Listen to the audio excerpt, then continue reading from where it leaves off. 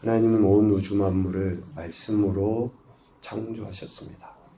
창세기 1장 3절 이하에 하나님이 이르시되 이렇게 이야기하시죠. 그러니까 어떻습니까?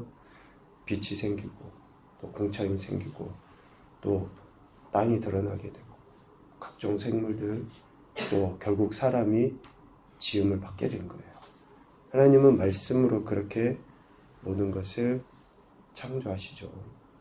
이렇게 말씀으로 존재하신 하나님께서 육신의 몸을 입고 이 땅에 오신 분이 바로 예수 그리스도이십니다. 말씀이 육신되어 우리 가운데 오신 거죠. 그런데 그분은 이제 십자가에 못 박혀 죽임당하시고 3일 만에 부활하셔서 하나님 보좌 우편에 계십니다. 그리고 예수 그리스도께서 말씀하신 대로 보혜사 성령 하나님께서 오시죠. 보혜사 성령 하나님께서 오셔서 예수님이 하신 말씀을 가르쳐 주시고 생각나게 하셔요. 성령의 임재하심의 가장 첫 번째는 뭐예요? 말씀에 대한 태도예요. 성령님이 내 안에 임재하셨다. 성령님이 우리 가운데 임하셨다. 라고 하는 것은 가장 먼저 말씀을 듣고 그 말씀을 순종하는 것으로 나타나요. 첫째는 듣는 거죠. 그리고 순종이에요. 어떠한 이야기를 해도 성령의 역사는 첫 번째가 말씀에 대한 태도입니다. 그래서 결국 성부, 성자, 성령 하나님의 역사하심은 말씀에 의한 창조이시고 말씀에 의한 구원이시고 말씀으로 인도하심이죠. 그래서 삼위 하나님은 말씀으로 역사하시는 것입니다. 성경 어디를 봐도 말씀으로 역사하시는 분이 삼위 하나님의 역사하십니다.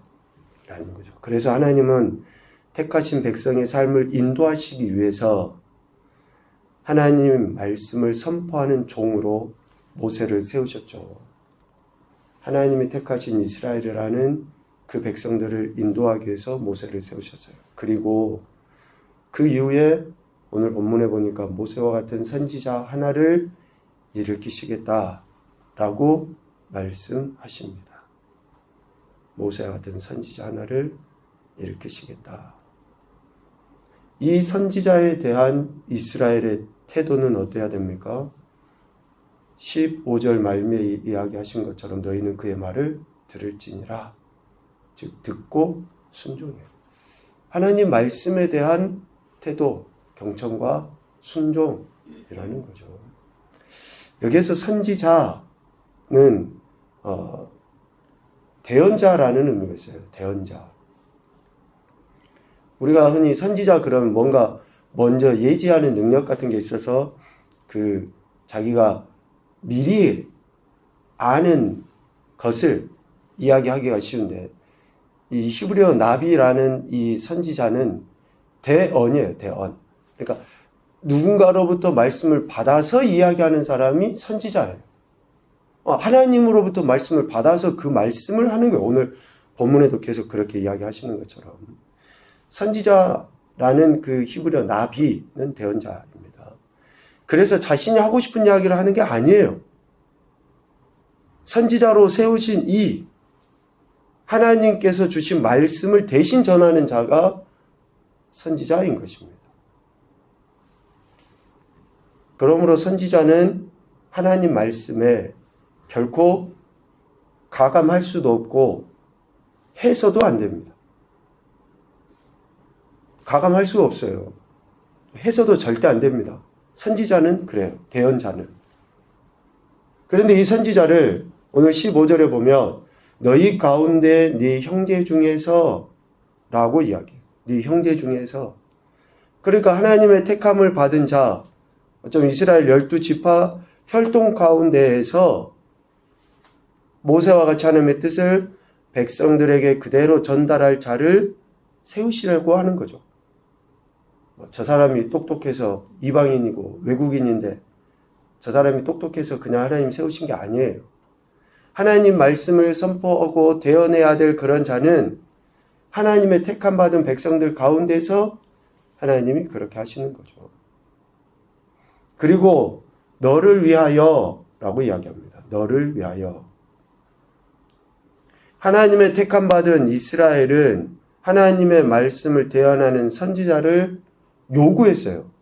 요구. 16절에 보면 이것이 곧 네가 총회의 날에 호렙산에서 내 하나님 여호와께 구한 것이라. 구했다라고 이야기해요. 요구한 것이다. 곧 네가 말하기를 내가 다시는 내 하나님 여호와의 음성을 듣지 않게 하시고, 이스라엘이 지금 그렇게 요구했던 것이 그거예요. 내가 이스라엘이 우리들이 다시는 하나님의 음성을 듣지 않게 하시고 이 큰 불을 다시 보지 않게 하소서. 왜? 우리가 죽을 것 같습니다. 그 이야기예요. 지금 이 말씀의 의미는 이스라엘 백성들이 호렙산에서 10여 명의 말씀을 받을 때에 하나님의 큰 불이 임하고 하나님의 그 임재하심 속에서 이스라엘 백성이 두려움과 공포 속에 있었잖아요. 그래서 다시는 저들이 그런 두려운 하나님의 음성을 듣고 싶은 것이 아니에요. 그래서 선지자를 세워달라라고 저들이 요구한 것에 대해 너를 위하여 라고 하나님이 그들의 그 요구를 들으신 거예요. 17절 여호와께서 내게 이르시되 그들의 말이 옳도다. 이스라엘의 이 요구가 옳다라고 하나님이 인정해 주신 거죠. 큰 불 가운데서 말씀하시는 하나님의 음성을 듣고 죽을까봐 그들이 두려워한 거예요. 이 요구를 들으시고 선지자 하나를 일으키신 것입니다. 그래서 하나님께서 선지자를 통해 하신 모든 말씀은 택함을 받은 이스라엘 곧 하나님의 백성을 위하여 하나님께서 하신 말씀입니다. 선지자를 세운 것도 또 선지자를 통해서 하신 말씀도 너를 위하여입니다. 너를 위하여. 하나님의 모든 말씀은 그래서 내게 주시는 말씀이에요. 내게. 저 사람이 좀 들었으면 좋겠고 저 사람 저렇게 됐으면 좋겠고 가 아닙니다. 내게 나를 위하여 하신 말씀이에요. 그러므로 그의 말을 들어야죠. 15절 말씀에 너희는 그의 말을 들을지니라.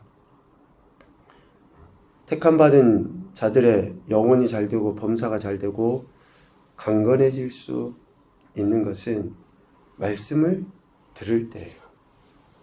그래서 하나님의 말씀에 대한 자세는 선지자도 그렇고 또 선지자를 통해서 그 말씀을 듣는 자도 그렇고 동일합니다. 하나님의 말씀을 듣고 순종하는 것이 선지자나 백성들이나 동일한 자세예요. 하나님은 하나님의 말씀을 선지자의 입에 두시고 선지자는 하나님께서 자신에게 명령하시는 것을 우리에게 다 말해야 되죠. 18절 하반부처럼. 그렇게 해야 돼요. 그래서 선지자는 하나님께서 전하라고 명령하지 아니하는 말을 자기 마음대로 전하면 어떻습니까? 하나님의 이름으로 전한다든지 또 심지어 다른 신들의 이름으로 말하면 그 선지자는 죽임을 당하게 돼요. 하나님께서 그렇게 하셔요. 선지자가 자기 마음대로 가감을 해버리고 하나님의 이름으로 자기 말을 한다든지 다른 신들의 이름으로 하나님 말씀인 것처럼 전한다든지 그러면 반드시 하나님께서 그런 선지자는 죽이셔요. 그리고 일반 백성들은 어떻습니까? 19절에 백성들은 하나님의 이름으로 전하는 하나님의 말씀을 들어야 돼요. 그런데 듣지 않잖아요. 그러면 하나님께 벌을 받게 돼 있어요. 19절. 하나님의 백성들이 하나님의 말씀을 듣지 않으면 하나님의 이름으로 전해진 하나님의 말씀을 듣지 않으면 반드시 벌을 받게 되어 있습니다. 매우 엄중하게 지금 오늘 18장에서 이 이야기를 하셔요. 선지자든지 또 일반 백성이든지 하나님의 말씀에 대한 태도를 각각 이야기하고 있습니다. 그런데 각각 이야기하는데 만약에 선지자가 제대로 하지 않고 백성들이 제대로 듣지 않으면 어떻게 돼요? 누가 벌을 내리셔요? 하나님이 하셔요. 하나님이. 제발 우리가 정죄자나 판단자가 돼서는 안 됩니다. 저 사람 왜 저러지? 왜 저 사람 저렇게 안 바뀌지? 내가 하나님입니까? 우리가 그렇게 하는 게 아니에요. 하나님이 선지자도, 하나님이 일반 백성도.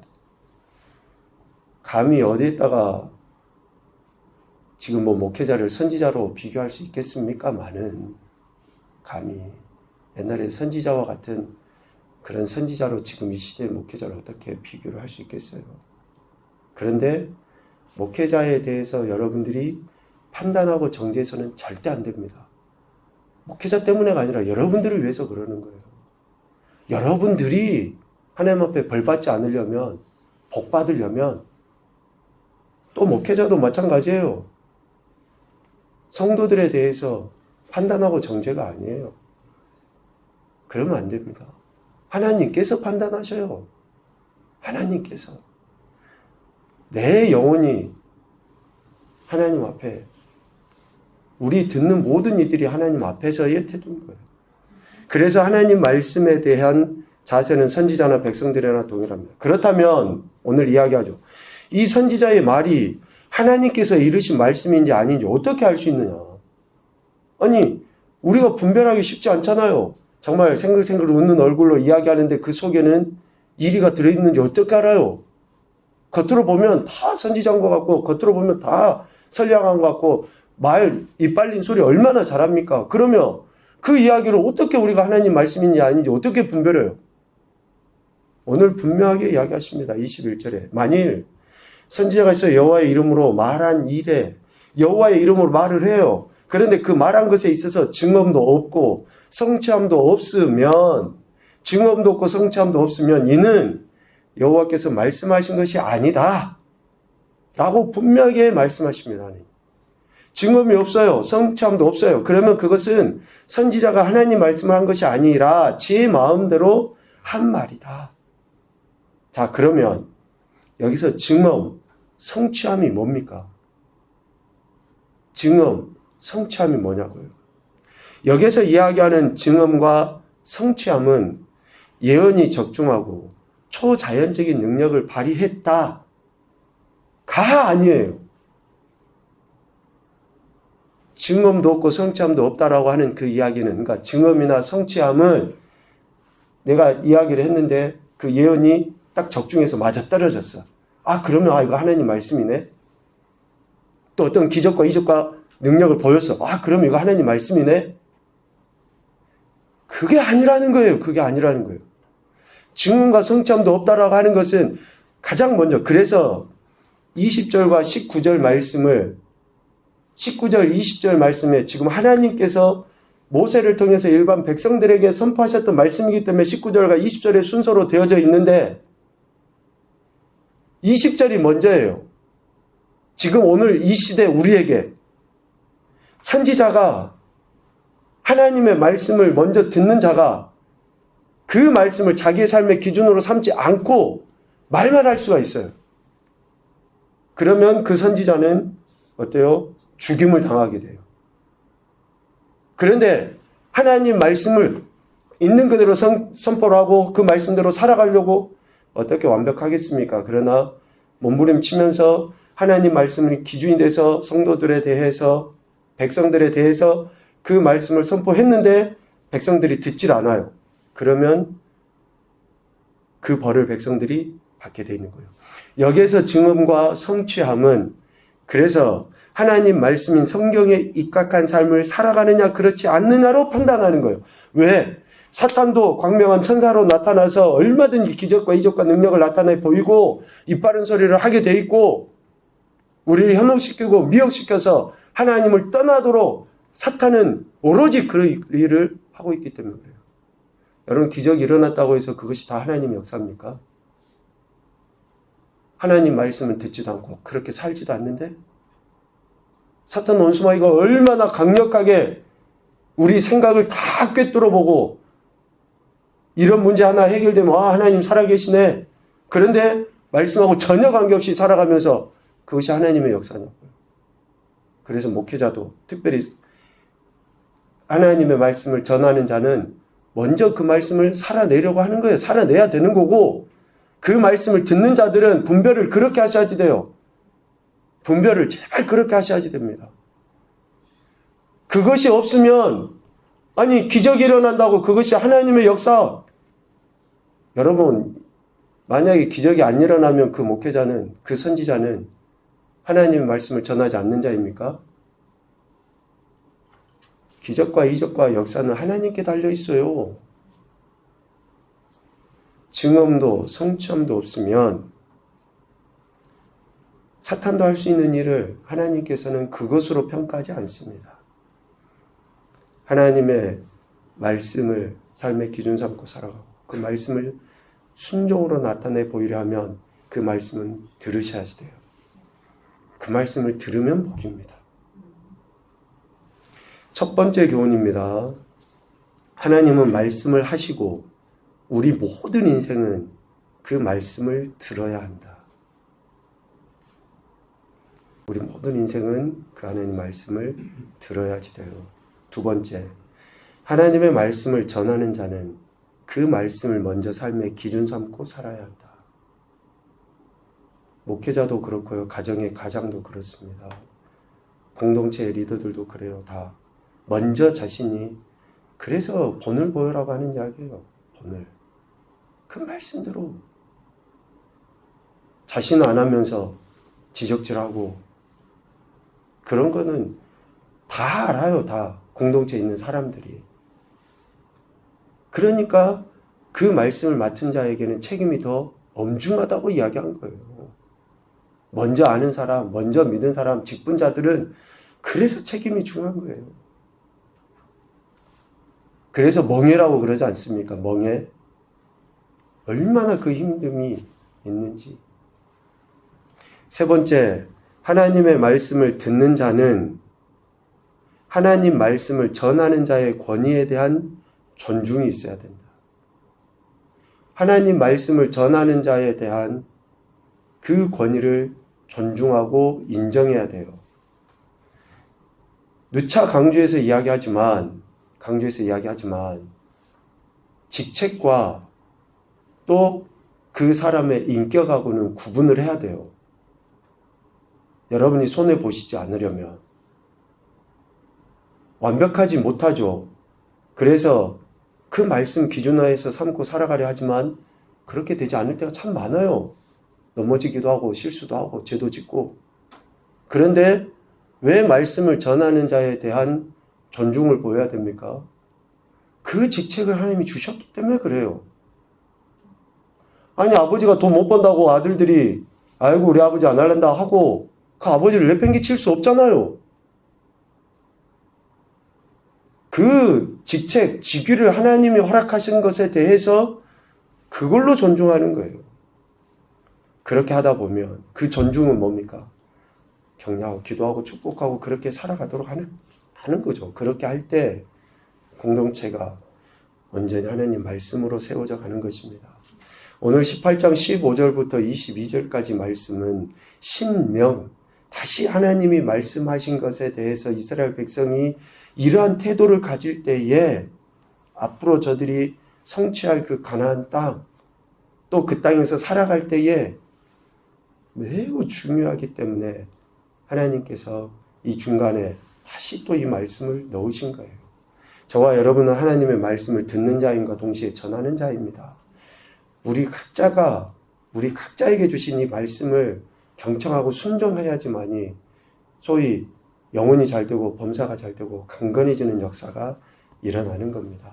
제발 판단과 정죄가 아니라 우리 각자에게 주신 이 말씀을 오늘도 삶의 기준 삼고 살아서 하나님의 영광을 나타내시고 더 큰 은혜를 경험하실 수 있기를 주님의 이름으로 축복합니다.